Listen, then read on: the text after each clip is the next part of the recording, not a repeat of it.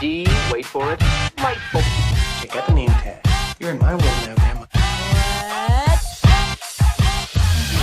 What's up, nerds, and welcome to my weekend review, where I come to you every Sunday with 3 entertainment stories that I personally find interesting, and then we discuss them down below. Now, also down below, you can find the articles that I read to bring you this video, and you can read them for yourself, or you can just watch this video where I'm going to break them all down for you by reading it to you. Also, I just want to say that if you like what I do here and you enjoy independent content here on YouTube, please consider subscribing to my channel. YouTube is always changing up their algorithm, and small channels like mine, we always get shoved to the back of the line. So please ask that you like, share, and subscribe, and I thank you in advance.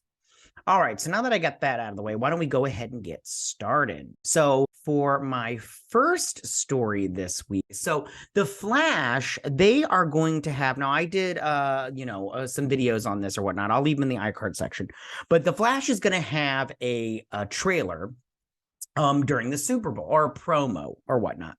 But if you have been paying attention to this, and I'll leave a link also to a video that I did with a friend, but there was a video that got released at DC FanDome, the very first one, and it was for the Flash movie and everything. Well, they released it, and then it got out online, and then they tried to take it down or whatnot, but there was like this big spoiler thing on some of the stuff. I would play it now, but if I did, I'd get in trouble. I can't play it on YouTube. They will block it. I've had videos blocked.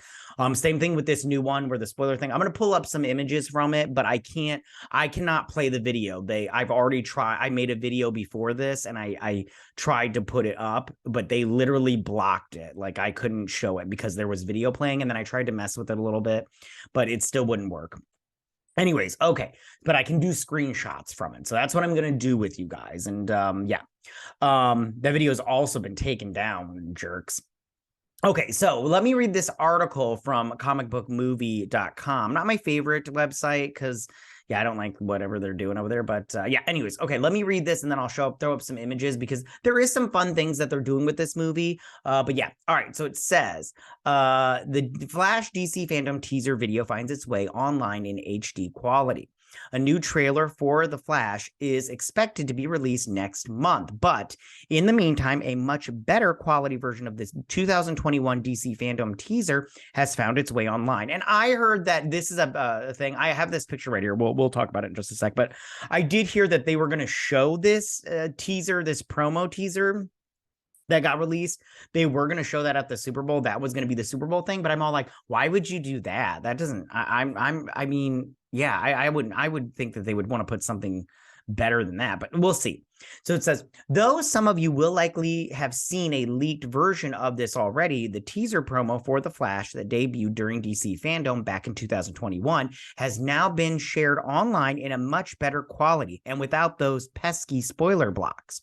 The video only features a brief snippet of footage from the movie on the monitor, but we do get to see some pretty cool concept of the Scarlet Speedster, Ezra Miller, Supergirl, Sasha Calle, both versions of Batman, Michael Keaton, and Ben Affleck, and more. The opening montage also gives us a glimpse of Barry Allen traversing. I think they meant to say traveling. Traversing. That's a word. Anyways, DC's take on the multiverse, and we get to see multiple variants of the Flash, Batman, Wonder Woman, and Superman. The Christopher Reeves version is hard to miss. I'll show you all this in just a second. Here's the tweet. Don't bother clicking on this. You can't get it. They took it down. I'm sorry that they took it down, you guys.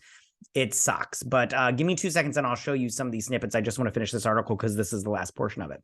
Watching the featurette, it's interesting to think about how much the Flash has changed since FanDome. At this point, we're not even sure Affleck's Dark Knight will appear, and while Henry Cavill and Gal Gadot are believed to have filmed cameos as Superman and Wonder Woman, they have most likely been cut. I think that is a poor choice on Warner Brothers' decision. I think that we all, even if you're a normie, I think normies will this is the thing. I think it's a bad idea to take over there. I don't think that Gal Gadot or Ben Affleck will be taken out of this movie, especially Ben Affleck, because Ben Affleck's Batman, from what I understand, plays a pretty big part in the beginning 5 minutes. I'll just spoil it a little bit. I get there's some robbers at a hospital, and him and Wonder Woman help come take him down, kind of thing, without giving out too much away. Anyways, we've heard that the movie went over very well in test screenings, and I've seen all that too. From what I understand, it scored in the high 80s. Like the number that I heard was 86. And movies don't do that, you know. Like Black Adam didn't test. Black Adam and apparently Batgirl also only tested in the 60s, and it's very rare that a movie these days will test in the 80s, let alone a high 86. So I think that says something about the quality of this movie. Okay, so, and a recent trade report claimed that the Andy Muschietti-helmed superhero adventure has tested through the roof, with one score praising the film as Spider-Man No Way Home good. Now, this is the thing. The thing about Spider-Man No Way Home that made it so great was all the nostalgia of the characters that they brought in, the past Spider-Man, and then this new Spider-Man, and also past baddies from the Spider-Man, the 2000 whatever versions, the Raimi-verse. So, and the other ones. Oh, was there another one from? Yeah, the Raimi-verse. So I think that was something that really helped out. And it says, though no official synopsis has been released, The Flash will be loosely based on Flashpoint comic book arc. And when they say loosely, it is loosely. I'm telling you what, they're kind of doing what the Flash TV show did. It's like he goes back to save his mom, and then it's like, what are the repercussions of him saving his mom? Not it's this whole new world where Aquaman and Wonder Woman are at war with each other. And is still set to serve as a reset of sorts for the WBD franchise. Although we're sure James Gunn and Peter Safran have made an all-new plan for the post-Flash DCU. The Flash recently moved its release date up by 1 week and is now set to race into theaters on June 16th, 2023. Yes, and I'm gonna go see that movie. If you watch my channel, you already know that I am going to go see that movie no matter what. All right, so let's go over a couple of things. So one thing that they did show, and they talked about here, let me just pull up some of these. Sorry, you guys, I don't have them. Let's go into, okay, so we've got this Batman right here, and we've seen this before. This is just Batman on his bike. We've seen videos of this. This one, he's shooting these little gun turrets out of the front and everything. I think this is cool. Yeah, I think this is a cool, motorcycle. I like it. And I like Ben Affleck's Batman. So that's that. Wonder Woman apparently appears like on a bridge in the movie somewhere. Okay. So then also they showed, let's look at the Sasha Calle thing right here. They showed this, and this is Sasha Calle. Her haircut is a little bit shorter here. She's Supergirl. But yeah, so then here is a picture of Batman, the Michael Keaton Batman, and the Flash and the other Flash. So the two Flashes, and this right here was covered up. Everything that had the spoiler thing over it was just the other Flash, the other Ezra Miller. And me, I just go, you don't think we knew that there was going to be a second Flash in there? That's such a weird thing, but it's like, whatever. I'm not upset about it. So one thing I do want to talk about is I'll talk about the Flashes in a minute. Here is a concept art that we got, and it looks like the Flash. I'm not quite sure what they're doing here with the origin story, because we didn't get to see the origin story in the movies, which is fine, because if you're a Flash fan, you know the origin story. But here's one, and this looks like he's getting the second Flash is getting his powers, and the Barry Allen from our world is helping him out. So there's that. Now, I'll get into some other things. Also, I already did a video on this, but they released this art, or this got released. I'm not quite sure how it got released, but we get all this stuff. And then the only thing I don't like is this Flash right here, this Flash outfit. I don't like it. It looks ugly to me, but we'll see. It looked better on this art right here. Because I think he looks just a little bit thinner. It doesn't look as bulky. Like this one, it just looks bulky. And I'm pretty sure, like, yeah, I just don't like it up top, but I do like it right here in this drawing. I even like this outfit better in this drawing than I do actually in live action, but we'll see how it turns out. I just need to see it in motion, to see how it works out. But that's the Flash. Now, speaking of the Flashes, let's talk about how they mentioned Christopher Reeves, and we're going to talk about this. So here is what they're talking about. Now, this is not very, I don't have it very, it's big, so I'm going to have to zoom in on some things, but just give me a second. So this is like him running through the multiverse or some kind of thing right here. Now, we'll talk about this middle one with the Flashes, but I just want to focus right over here on, hold on, give me 2 seconds, you guys. So we're going to focus in on the Christopher Reeves stuff. Boom, over here. So we obviously see Christopher Reeves over here. You get him in the corner over here, and you get him right here. It's very obvious, and they're going to show him off. And then we also get Terrence Stamp as Zod. I believe that's him right there also, and I think that that's cool. Now, if you look back here in this picture, I think we see a Wonder Woman right here, but then we also, just going down a little bit, right here and right here, we see Wonder Woman. This looks like the Wonder Woman from the Snyder Cut, in my opinion, or at least just the Justice League movie. But we see one here, and then one here. Now, moving over here to this side is where we see Christopher Reeve, his Superman, the black and white one from the TV show from the 60s, I believe. Do not quote me on that. I don't remember when it was, but that black and white version, which I think is cool that they're adding that in there. And then right down here, you can see what I think is a Batman right here, and then a Batman right here, and then a Batman right here, and then a Batman right here. And I think that this is Michael Keaton's Batman. I think this is the Nolan's Batman, Christian Bale. I'm not quite sure what this one is right here because you can only just see the pointy ears and everything. But then we also see one right here, which I think is Ben Affleck's Batman right there. Now we're going to focus on this part right here with these Flashes, and I have another one of it, but this one's not as big, so I'm just gonna bail out of that one. So here we see the new Flash costume right here, another Flash right here, which I think is the older cost, or the new one, the Batman one. Hold on, this one right here, this one, the one that I don't like.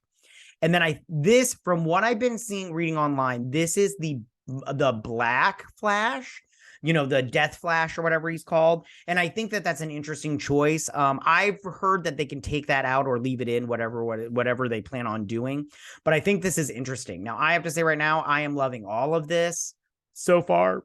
I think it's really cool. I hope that they keep all of the stuff in, the cameos, the Reverse Flash, bad guy of the week kind of thing. I hope they keep it all in, because I just go for broke, dude, because it's the DCEU is ending, and it's going to be James Gunn's DCU. And I want to see all this stuff. I want to see the cameos that you guys had planned. I want to see, the villains that you had planned. I want to see all of it. And if this is as good as No Way Home, then I personally am going to like it, and I'm here for it. So I don't know how you guys feel about it, but that's just me. So I hope that they keep all of that in, and I can't wait to see it. All right, you guys. So that is my first story of the week. So for my second story of the week, and I find this one really interesting and a little bit not cool, because Tatiana Siegel, I think that's how you say her name, Siegel. She did what I think is a little like a softcore hit piece on Dwayne Johnson. And I just go, what's your problem, lady? But this comes from Variety, not my favorite, but what are you going to do? And she does give a lot of scoops, that some stuff we've heard before and some stuff we didn't, but I'm just like, lady, what's your problem? Like get out of here. Now, she did put on Twitter, there was a Wonder Woman scoop in here that she said Wonder Woman would not be in the first 3 years of James Gunn's DCU. James Gunn on Twitter, because people were like, hey, can you please debunk this or confirm it, because this is crazy. And he was like, Wonder Woman is definitely going to be, and I'm paraphrasing because I don't have the tweet in front of me, and I'm sorry, I should have got it, but he said Wonder Woman is definitely going to be a part of the main story from the beginning. And then she changed this by the time of my recording. They took that part out. So I just want to say that right now, because it was in here and I was going to talk about it extensively, because I was like, if that's true. But then when he debunked it, because I just saved these stories throughout the week. All right. So now that's that. Let's read this. It says Secret Meetings, Tequila and Black Adam versus Superman, how Dwayne Johnson's bid for DC power flamed out. That's Dwayne Johnson at Comic-Con, which I thought was a cool showing at Comic-Con, but apparently Some people didn't like that, and he got booed and stuff. Sorry, I was trying to find that thing, but I can't find it, that tweet. Okay, so I'm also turning off an alarm because it's about to go off. Okay, so from chaos comes order, to paraphrase Nietzsche. Is that how you say his name? And then it says, and that is certainly, oh, look at you, Tatiana, whatever, your seagull, getting all like friggin' philosophical and shit on us. Anyways, and that is certainly the hope in the new year when it comes to the DC Extended Universe, which endured the most tumultuous 12 months of any studio division in 2022. Amid the upheaval, the release plan for the upcoming The Flash teetered following a series of arrests.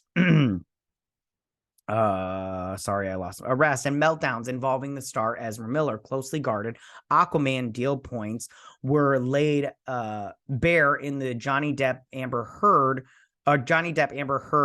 defamation trial, and the $78 million Batgirl, it was 90, movie was permanently shelved in post-production as a write-down. Sorry, I'm not reading this very well. Give me 2 seconds. I'll get my fact. Let me just take a sip of coffee so I get that extra oomph. I want to get pumped. Okay, so it says, sorry, I lost my thing. All that was just an appetizer for an executive shakeup that landed James Gunn and Peter Safran in the DC driver's seat. But perhaps nothing was as dramatic as Henry Cavill returning briefly as Superman in a Black Adam cameo in October, only to lose the gig 2 months later, which was, I didn't like that. And I've already said my thoughts on it. I'll leave links and everything, but I didn't like it. As 2023 kicks off, DC's bosses, James Gunn and Peter Safran, continue to shift through the rubble and will soon reveal their 3-year interconnected version of the cinematic universe, which won't include Cavill's Superman or Wonder Woman at all. Okay, so but when it says Wonder Woman at all, I think they mean like Gal Gadot's Wonder Woman. I think that's what that means. I think Wonder Woman will be involved. It just won't be Gal Gadot, which bums me out also.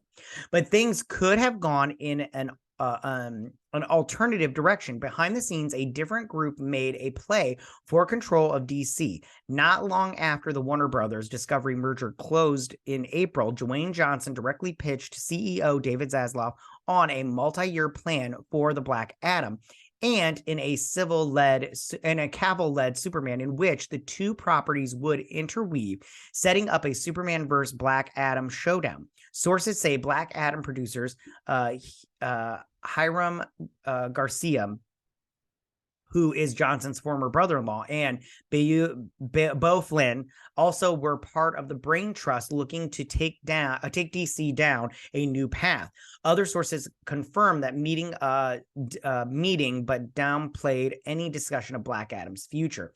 I've heard that too, that they were going to do a Black Adam-led Suicide Squad versus the Justice League, and it was going to be kind of one of those like that video that's coming out where it's the Justice League, the Suicide Squad kills the Justice League. Although the move took place amid a power vacuum created as a former DC head writer Walter Hamada, Warner Brothers film chief Toby Emmerich prepared to exit, it ruffled feathers internally, sources added. Dwayne went around everyone, which didn't sit well, says one. I mean, he went around Toby Emmerich, but so what? Toby Emmerich was already on the way out, and Walter Hamada, he was going to leave after, Black Adam got released or whatnot. And who cares? Because those guys suck. Eventually, new Warner Brothers film co-heads Michael DeLuca and Pam Abdy approved a Cavill cameo in Black Adam, despite the fact that Emmerich had made the call in 2018 to find another actor to don the red cape, which was a bad decision in my opinion. But Black Adam, which bowed October 21, fizzled with a $391 million worldwide haul against a $195 budget, plus $40 million in reshoots, scuttling any plans for more outings for the lightning bolt wielding anti-hero, and officially ended the Cavill Superman era. I'm not going to read any of them. Okay. Cavill parted ways with his manager, Johnson's ex-wife, Dani Garcia, this year, but a source says it was unrelated to the DC drama, and she remains a strategic advisor to the actor, which I don't understand that unless she's getting paid. I would not help him unless I was going to get paid. Like, that's just how it is. I don't know about you, but I do not give up my my talents for free. Meanwhile, the Johnson-Warner's relationship already was wearing thin after Johnson pushed for a producing credit on the animated DC film DC League of Super Pets. I don't see how that would artists do that all the time. People that are involved in the movie. I mean, come on, like he got an executive producing, or he got a producing credit. So what? Stars get that all the time. That is nothing new. Which opened in July, but did little to promote it. The actor also insisted on a tequila bar at the New York premiere of Black Adam featuring his Turmarana brand, despite the film being rated PG-13. That I do not care about. I'm sorry. That's like a nothing burger in this, because first off, if you're going to the movie, I don't know about you guys, but when I go to the movies, I have no problem having an alcoholic beverage. I don't care. I think the last movie I went and seen with my kids, both my kids, but the last movie I think it was Super Pets with my son. I can't remember off the top of my head, but with both my kids, it was a while ago because anyways, but I had a beer. I won't lie about that. It's fine. Anyway, people are just weird. Anyways, his demands increased and the returns just weren't there, notes another insider. I mean, that's true. The returns were not there. Still, box office analyst Paul, long ass name, says Johnson found himself in a catch-22 with Black Adam. Let's see. I'm going to get through this because a lot of this stuff, it really doesn't matter. Okay, so Shazam earned $366 million worldwide in 2019 off a $100 million budget. Because it's talking about that. Okay. As for what else Gunn and Safran have planned for DC's future, sources describe it as a broad but not blanket reset. It better be a hard reboot, but let's just go.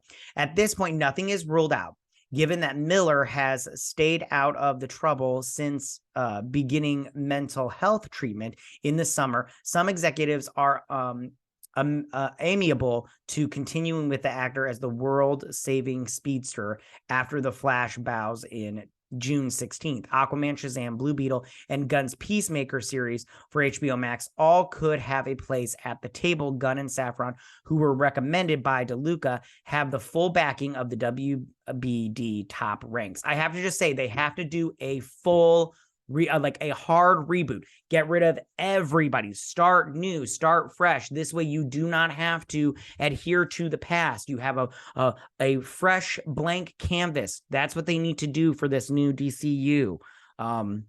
James Gunn and Peter Safran. Okay. And Ezra Miller, I'm glad that he's getting help, but I don't care. He needs to go. Sorry. And in a testament to the notion of the no Hollywood relationships is ever truly served. Batgirl directors Adil El Arbi and Bilal Fallah,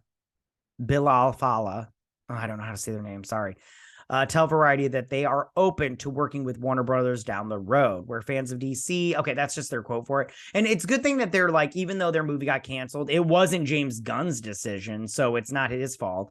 But I do think, first off, I think that this article, was very petty. Tatiana Siegel is petty. Second, because she mentioned the tequila thing, and that's like so ridiculous. I'm pretty sure stars and artists do that all the time with their stuff. They just want to promote their stuff, and I have no problem with it. Second, I think that attacking Dwayne Johnson, like, we all know there was dealings going on and he wanted to do the DC universe and he wanted to run it, or he wanted to be the one that pulls the strings. And guess what? It just didn't happen, my dude. And I feel bad for him, but at the same time, I just go, listen, Black Adam, I liked Black Adam. You can check out my review. I liked it, but I can see why it's not going forward. I mean, I can totally see why. But yeah. So I hope all this go away. I hope all this I just want the DCEU. I don't get me wrong. There was plenty of stuff that I liked, lots of stuff I didn't like, but I hope that it's just full reboot. I've been that way. All right, you guys. So that is my second story of the week. So for my third and final story this week. All right. So it says Stephen Amell to reprise Arrow role during the Flash's final season. There will be thrills, chills, and tears. I have to just say right now, I'm pro this. I have not watched The Flash in the longest time. Just because it got really bad. It just got so bad, you guys. Okay. So it says, when you think about it, can you really properly end The Flash without one final appearance from the man who veritably started it all? No, you can't. You have to have Stephen Amell in there. On the heels of the CW announcing that Kanan Longsdale as Wally West / Kid Flash, David Ramsey, John Diggle, and Sendil Dr. Ramsey Rosso, Bloodwork. Oh, okay. He's on Doom Patrol right now, which I'm liking that a lot, are all due for an encore during the Flash's farewell run. Now comes confirmation that Arrowverse vet Stephen Amell will also guest star in that same 9th episode, and as dearly departed Oliver Queen, apparently. Good. It says, as soon as our final season was announced, we knew we wanted Stephen to come back and reprise his iconic role as Oliver Queen, the Flash showrunner Eric Wallace said in a statement. After all, it was Oliver who originally launched Barry Allen on his heroic path. That's why everyone on Team Flash felt so strongly that it was important to create a full circle moment with Oliver's return in the final season of The Flash. I didn't like how they ended their Arrow, so I'm pretty sure this is not going to end well. And the show hasn't been good for a while, so it's like whatever. The result of Oliver's improbable reappearance, after all, he died twice during the Crisis of Infinite Earths. Yeah, he did. Crossover event, once as Oliver and again as the entity known as Spectre. Though he apparently got resurrected this summer in the comic books. Oh, did he? I mean, surprise. Is an epic yet emotional episode we hope Arrowverse fans will enjoy, Wallace said. It's all to say thank you to everyone for watching and supporting our show throughout 9 wonderful years. We absolutely cannot wait for everyone to see Grant and Steven saving the world together again. And yes, there will be thrills, chills, and tears. Yeah, tears, because it's probably going to be terrible. Original Flash cast member Danielle Pennebaker is confirmed to be directing this guest star-studded episode 9. Good for her. Now a star of Star's heels, Amell recently readdressed the topic of him ever resurfacing in the Arrowverse, telling Michael Rosenbaum's Inside of You podcast in an interview recorded in September. Believe me when I say that this really would come down to the storyline as opposed to chasing any payday. There would never be a conversation about money. It would be a conversation about story. Other announced guest castings for The Flash season 9, which premieres Wednesday, February 8th, include Batwoman alum Javicia Leslie, who cares, in a secretish capacity, and Nicole Maines as Supergirl's Nia Nal, aka Dreamer, which what a crappy character that turned out to be. And then Javicia Leslie. I mean, I have nothing against Javicia Leslie. It's just Batwoman sucked. So, and she's gonna be the Arrow's version of Red Death, and it's not gonna be good, you guys. It's not gonna that whole storyline is not gonna be good. I'm pretty sure they won't make her a villain that she should be. But as far as Stephen Amell returning, good. I think this is a good idea. I always liked Stephen Amell as Arrow, and I always thought that the show was good at the beginning. It wasn't so great towards the end, but what are you gonna do? All right, you guys, those are my 3 stories for this week. Tell me, what do you guys think about this? How do you guys feel about these little snippets from The Flash? And this movie and everything? Do you guys think this is, this looks good? Are you going to go see the movie and everything? Or are you going to just bail because of everything that Ezra Miller has done? What do you think about this multiverse thing that we're going and us seeing Christopher Reeves and all that good stuff? Tell me, how do you guys feel about this soft hit piece on Dwayne Johnson and his whole Black Adam thing, and James Gunn saying no, Wonder Woman will be involved in the first 3 years of the DCU? Or do you think that when he says that it will be Wonder Woman, just not Gal Gadot's Wonder Woman? And then finally, how do you guys feel about Stephen Amell returning to the Flash, the Arrowverse on the Flash as Oliver Queen? And how do you think they'll go about it? And do you think this is a good idea? I think this is a good idea. It's the last season. I say go for broke. Yeah, you guys. All right, so that's all I got for you. Tell me what you guys think about this. Go ahead and leave all your comments in that section down below. If you like this video, go and hit that like button. I won't mind if you're new to my channel. Please hit that subscribe button. I'd greatly appreciate it. And I will see you guys next week on my week in review. You guys have a good week. Bye. Hey nerds, if you like this video, go ahead and click that Geek What icon and subscribe. And if you like this video, go ahead and join me every Sunday with my week in review.